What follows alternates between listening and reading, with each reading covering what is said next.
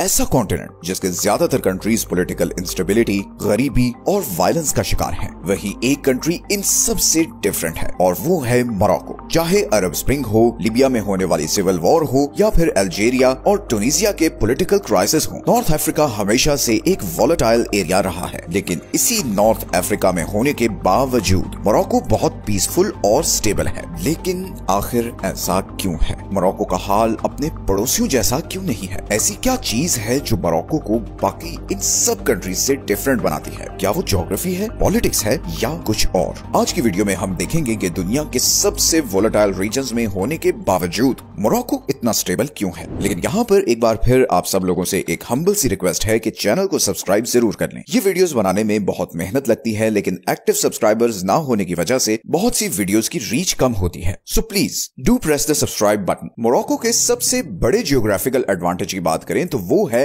Atlas mountain range. Morocco की सारी southern side इन्हीं पहाड़ों की वजह से महफूज है। इन पहाड़ों ने हमेशा से मोरक्को को सदर्न साइड से किसी भी दुश्मन के अटैक से बचाया है, क्योंकि ये पहाड़ी रास्ता इतना पथरीला और खतरनाक है कि कोई बड़ी आर्मी इसे क्रॉस नहीं कर सकती। और फिर इन पहाड़ों से भी बड़ी प्रोटेक्शन है मोरक्को के साउथ ईस्ट में मौजूद सहारा डेजर्ट। ये दुनिया के गर्म और खतरनाक तरीन रेगिस्तानों में से एक है। इस रेगिस्तान को क्रॉस करना अपने आप को मौत के मुंह में डालने जैसा है, और इसीलिए कभी भी किसी बड़ी आर्मी ने ये डेजर्ट क्रॉस करके मोरक्को पर अटैक करने की हिम्मत नहीं की। मोरक्को को एक और बहुत बड़ा एडवांटेज ये भी है कि उसके वेस्ट में अटलांटिक ओशन जबकि नॉर्थ में मेडिटरेनियन सी है। इन दो समुद्रों की एक्सेस होने की वजह से मोरक्को ग्लोबल ट्रेड रूट से कनेक्टेड है। इसी तरह मोरक्को नॉर्दर्न साइड पर मौजूद स्ट्रेट ऑफ जिब्राल्टर की एक साइड भी कंट्रोल करता है। ये अफ्रीका और यूरोप के बीच मौजूद सिर्फ 13 किलोमीटर का एरिया है। ये चोक पॉइंट हमारी दुनिया के बिजिएस्ट ट्रेड रूट्स में से एक है, जो अटलांटिक ओशन को मेडिटरेनियन सी से कनेक्ट करता है। इसी चोक पॉइंट ने मोरक्को को यूरोप और अफ्रीका के बीच बिजनेस और कल्चर का गेटवे भी बनाया हुआ है। इसी तरह ये टैंजियर मेड पोर्ट अफ्रीका का सबसे बड़ा और एडवांस्ड पोर्ट है, जहां हर साल लाखों की तादाद में कंटेनर्स आते हैं, और ये मोरक्को को दुनिया के 170 सी पोर्ट से भी कनेक्ट करता है। ये पोर्ट यूरोप और अफ्रीका के बीच ट्रेड का एक बहुत बड़ा हब भी है। मोरक्को को यूरोप से करीब होने का सबसे बड़ा फायदा ये हुआ है कि उसके यूरोपीय यूनियन कंट्रीज के साथ जबरदस्त इकोनॉमिक और डिप्लोमेटिक रिलेशंस हैं। यूरोप की चीजें, लोग और आइडियाज मोरक्को में आते रहे हैं, स्पेशली स्पेन और फ्रांस से, जिसकी वजह से मोरक्को में आपको बर्बर, अरब्स, अफ्रीकन और यूरोपियन सब नस्ल के लोग मिलेंगे, और यही चीज उसे एक कल्चरल क्रॉस रोड भी बनाती है। Now this geography is just one of the factors contributing to Morocco stability. Morocco की एक डीप और रिच हिस्ट्री भी है जिसने उसे स्टेबल बनाने में बहुत बड़ा किरदार अदा किया है। मोरक्को की कहानी शुरू होती है आज से 12,000 साल पहले, जब बर्बर लोग इधर नॉर्थ अफ्रीका में आकर आबाद हुए। नॉर्थ अफ्रीका के इस हार्श एनवायरनमेंट की वजह से ये लोग काफी सख्त जान बन गए। फर्स्ट सेंचुरी सीई में मोरक्को रोमन एम्पायर का हिस्सा बन गया और वॉल्यूबिलिस को इस एम्पायर का एडमिनिस्ट्रेटिव सेंटर बना दिया गया। लेकिन रोमन एम्पायर के बाकी शहरों के बिल्कुल ऑपोजिट मोरक्को का ये सारा पहाड़ी इलाका बर्बर्स के कंट्रोल में ही था, क्योंकि रोमन एम्पायर के लिए इस पहाड़ी इलाके में कंट्रोल रखना मुश्किल था। फिर 7वीं सदी में इस्लाम मोरक्को तक फैल गया, जिसने उसे कल्चरली और पॉलिटिकली पूरी तरह ट्रांसफॉर्म कर दिया। ये एड्रेसिड डायनेस्टी का दौर था और मोरक्को इस्लामिक वर्ल्ड में एजुकेशन, बिजनेस और कल्चर का सेंटर बन गया। फिर 11वीं और 12वीं सदी में मोरक्को अल-मुरव्विद और अल-मुवाहिद डायनेस्टीज के अंडर अपनी पीक पर पहुंच गया। अल-मुवाहिद ने एक बहुत बड़ी एम्पायर बनाई जो स्पेन से लेकर लिबिया तक फैली हुई थी। उस टाइम मोरक्को आर्किटेक्चर, साइंस और कल्चर का हब था। लेकिन फिर इनका डाउनफॉल शुरू हुआ जब ये लगातार स्पेन से वॉर्स हारे और मोरक्को फाइनली मरीनी सल्तनत के कंट्रोल में चला गया। मोरक्को 15वीं सदी के मिड तक मरीनी सल्तनत के कंट्रोल में रहा और उसके डाउनफॉल के बाद वो वत्तासी, सादी और फिर फाइनली अलावी सल्तनत के कंट्रोल में चला गया। ये अलावी सल्तनत ही है जो 17वीं सदी से लेकर आज तक मोरक्को पर हुकूमत करती आई है। मोरक्को को स्टेबल और आजाद बनाने में इस सल्तनत का बहुत बड़ा हाथ है। 19th और 20th सेंचुरी में जहां अफ्रीका के बहुत से कंट्रीज पूरी तरह यूरोप की कॉलोनीज बन गए, वहां मोरक्को ने फुल कॉलोनाइजेशन को भरपूर तरीके से रेजिस्ट किया और फिर फाइनली 1912 में ये फ्रेंच और स्पेनिश एम्पायर की प्रोटेक्शन में चला गया। लेकिन उस टाइम भी अलावी सल्तनत का अपने लोगों पर भरपूर कंट्रोल था और वो लोगों को यूरोपियन कंट्रोल से आजादी हासिल करने के लिए उकसाती रही। बिलाखिर 1956 में मोरक्को आजाद हो गया और एक बादशाहत के तौर पर वर्ल्ड मैप पर उभरा। और तब से लेकर आज तक जो मोरक्को के लीडर्स आए, उनकी ही पॉलिसीज ने मोरक्को को इतना स्टेबल बनाया है। किंग मोहम्मद 6 जो इस वक्त मोरक्को के बादशाह हैं, इसकी बहुत बड़ी एग्जांपल है कि कैसे आप अपनी हिस्ट्री और कल्चरल आइडेंटिटी के साथ मॉडर्नाइजेशन को ब्लेंड करते हो। किंग मोहम्मद ने जो इकोनॉमिक इनिशिएटिव्स लिए हैं, उन पर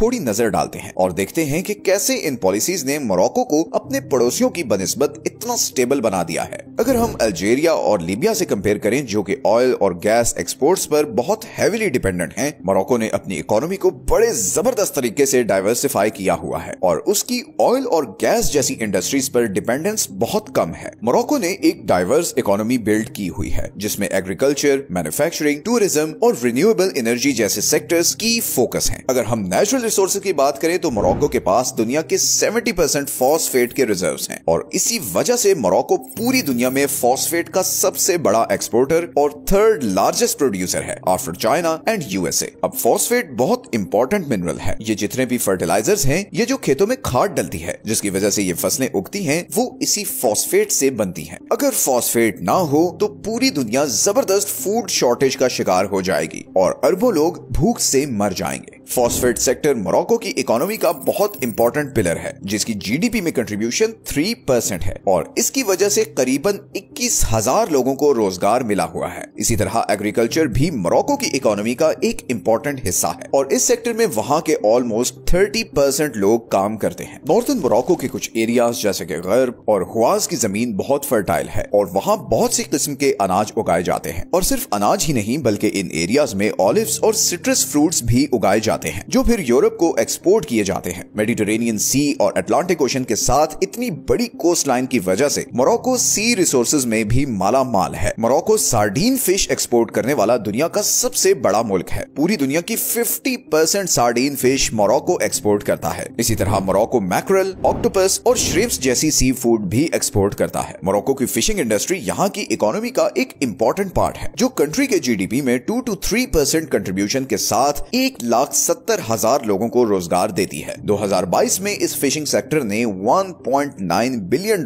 का रेवेन्यू जनरेट किया था। अब अगर हम रिन्यूएबल रिसोर्सेज की बात करें तो मोरक्को सनलाइट से माला माल है। स्पेशली ये सहारा डेजर्ट वाला एरिया सोलर एनर्जी प्रोजेक्ट्स के लिए आइडियल है। सहारा डेजर्ट में मौजूद नूर और जजेड सोलर कॉम्प्लेक्स दुनिया का सबसे बड़ा सोलर प्रोजेक्ट है, जो इतनी सोलर एनर्जी प्रोड्यूस करता है कि 10 लाख घरों को बिजली दी जा सकती है। इसी तरह मोरक्को की जो अटलांटिक ओशन के साथ कोस्ट लाइन है, वो विंड एनर्जी जनरेट करने के लिए आइडियल है। तरफाया और तंजीर विंड फार्म्स इसकी एक बड़ी एग्जांपल है। मोरक्को की गवर्नमेंट का एम है कि 2030 तक उसकी 52% energy in renewable energy sources से प्रोड्यूस हो रही हो। इसी तरह मोरक्को नेचुरल सीनिक ब्यूटी से भी माला माल है। ये खूबसूरत पहाड़ और रिच हिस्ट्री मोरक्को को टूरिज्म के लिए भी एक आइडियल कंट्री बनाते हैं। अनलाइक अल्जीरिया एंड लीबिया, जिनके बड़े स्ट्रिक्ट वीजा रिक्वायरमेंट्स हैं और कोई टूरिज्म एग्रीमेंट्स भी नहीं है, मोरक्को में हर साल लाखों यूरोपियन टूरिस्ट आते हैं और इसकी वजह मोरक्को का डाइवर्स लैंडस्केप है, जिसमें सहारा डेजर्ट और एटलस माउंटेन रेंज जैसे कुदरती शाहकार आते हैं। इसी तरह मराकेश, फास और शफशवन जैसे शहर अपनी यूनिक और हिस्टोरिकल आर्किटेक्चर की वजह से टूरिस्ट्स के लिए बहुत अट्रैक्टिव हैं। मोरक्को की जीडीपी का 7% टूरिज्म जनरेट करती है और लाखों मोरक्कन्स के लिए ये मेन सोर्स ऑफ अर्निंग भी है। इसी तरह मोरक्को ने अपने मैन्युफैक्चरिंग सेक्टर पर बहुत हेवीली इन्वेस्ट किया हुआ है, स्पेशली ऑटोमोटिव और एरोस्पेस इंडस्ट्रीज में। टंजीर ऑटोमोटिव सिटी ने मोरक्को को अफ्रीका का सबसे बड़ा कार एक्सपोर्टर बना दिया है, जहां पर अब रेनॉल्ट और प्यूजो जैसे बड़े ब्रांड्स के लिए गाड़ियां बनाई जाती हैं। इसी तरह मोरक्को जहाजों के पार्ट्स मैन्युफैक्चर करने का भी हब बन चुका है। बोइंग, एयरबस और सैफरन जैसी कंपनीज के साथ कोलैबोरेट करके यहाँ फ्यूजलाजेस, इंजन कंपोनेंट्स, वायरिंग सिस्टम और लैंडिंग गियर जैसे एयरप्लेन पार्ट्स बनाए जाते हैं। इस कोलैबोरेशन ने मोरक्को को ग्लोबल एरोस्पेस इंडस्ट्री का एक बड़ा प्लेयर बना दिया है। इस इंडस्ट्री के थ्रू मोरक्को न सिर्फ बिलियंस ऑफ डॉलर्स का रेवेन्यू जनरेट कर रहा है, बल्कि उसने 20,000 के करीब जॉब्स भी क्रिएट की हुई हैं, जिससे उसकी इकोनॉमी को बहुत बूस्ट मिला है। तो तो मोरक्को का इकोनॉमिक मॉडल बाकी नॉर्थ अफ्रीकन कंट्रीज के मुकाबले में ज्यादा डाइवर्स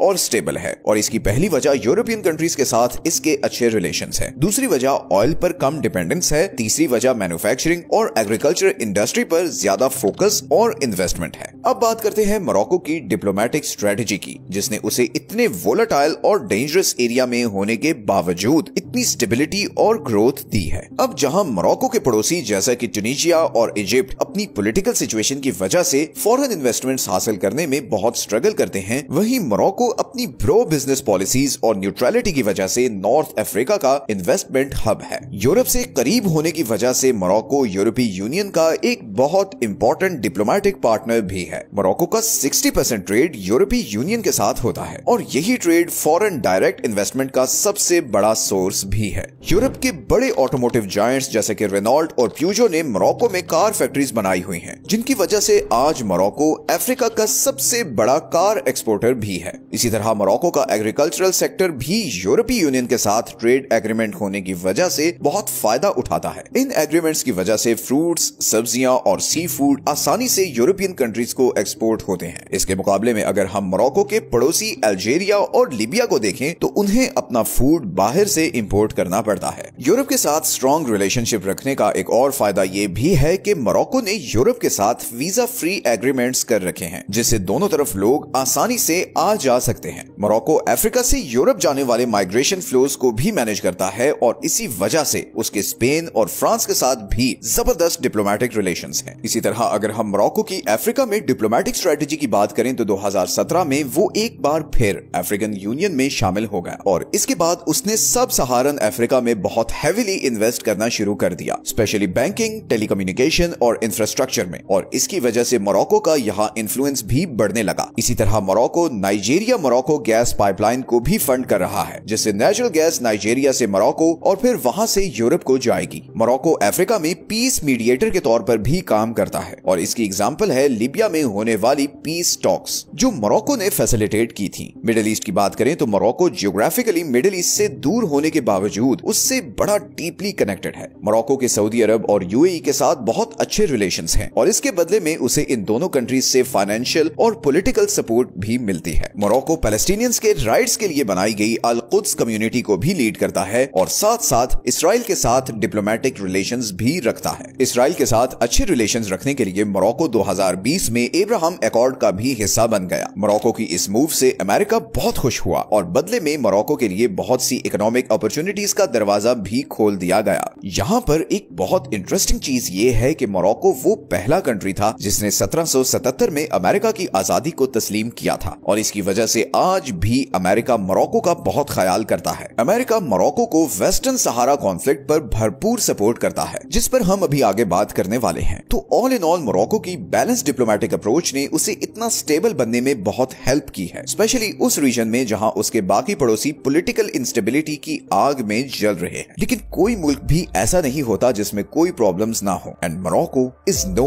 एक्सेप्शन। इतनी स्टेबिलिटी के बावजूद मोरक्को कुछ ऐसे इंटरनल प्रॉब्लम्स का शिकार है जो उसकी इस सारी स्टेबिलिटी को बुरी तरह डैमेज कर सकते हैं। इसकी एक बहुत बड़ी एग्जांपल है वेस्टर्न सहारा कॉन्फ्लिक्ट, जो कि शायद मोरक्को का सबसे बड़ा जियोपॉलिटिकल इशू है। ये बेसिकली एक टेरिटोरियल डिस्प्यूट है मोरक्को और पोलिसारियो फ्रंट के बीच इस एरिया पर, जिसे वेस्टर्न सहारा कहते हैं। मोरक्को ये क्लेम करता है कि वेस्टर्न सहारा के इस सारे एरिया पर उसका हक है, जबकि पोलिसारियो फ्रंट, जिसे अल्जीरिया भी सपोर्ट करता है, वो इस एरिया को एक इंडिपेंडेंट कंट्री बनाने की डिमांड करता है। इस इशू की वजह से मोरक्को की अल्जीरिया के साथ भी टेंशन रहती है। मोरक्को ने इस कॉन्फ्लिक्ट को रिजॉल्व करने के लिए लिमिटेड ऑटोनॉमी प्लान प्रपोज किया था, जिसे अमेरिका और दूसरे अफ्रीकन कंट्रीज की सपोर्ट भी हासिल थी, मगर फिर भी ये प्लान ये कॉन्फ्लिक्ट रिजॉल्व नहीं कर सका। इसी तरह अगर इकोनॉमिक सिचुएशन की बात करें तो इंडस्ट्रियल ग्रोथ होने के बावजूद यंग लोगों में अनएम्प्लॉयमेंट बहुत हाई है, स्पेशली रूरल एरियाज में। एटलस माउंटेन रेंज के आसपास के ये सारे areas basic health care, education और इंफ्रास्ट्रक्चर से महरूम हैं। इसी तरह बड़े शहरों जैसे कि कासाब्लांका और रूरल एरियाज में जो फैसिलिटीज का डिफरेंस है, उससे भी एक सोशल टेंशन क्रिएट होती है। लेकिन दूसरी तरफ मोरक्को की गवर्नमेंट ने इन इश्यूज को हल करने के लिए ग्रीन मोरक्को प्लान और national initiative for human development जैसे इनिशिएटिव्स भी शुरू किए हैं, और इससे ये भी पता चलता है कि मोरक्को की गवर्नमेंट इन इश्यूज को रिजॉल्व करने के लिए न सिर्फ सीरियस है बल्कि बहुत एक्टिवली उस पर काम भी कर रही है। जहां मोरक्को के बाकी पड़ोसी सोशियो पॉलिटिकल प्रॉब्लम्स का शिकार हैं, वहीं मोरक्को अपने ट्रेडिशन और मॉडर्नाइजेशन को साथ लेकर तरक्की का सफर तय कर रहा है। आपको क्या लगता है, क्या मोरक्को ये सफर तय कर पाएगा या फिर वो इन इंटरनल चैलेंजेस के सामने ढेर हो जाएगा? कमेंट्स में अपनी ओपिनियन जरूर दें और ऐसी और जियोपॉलिटिकल वीडियोस देखने के लिए चैनल को सब्सक्राइब जरूर कर लें।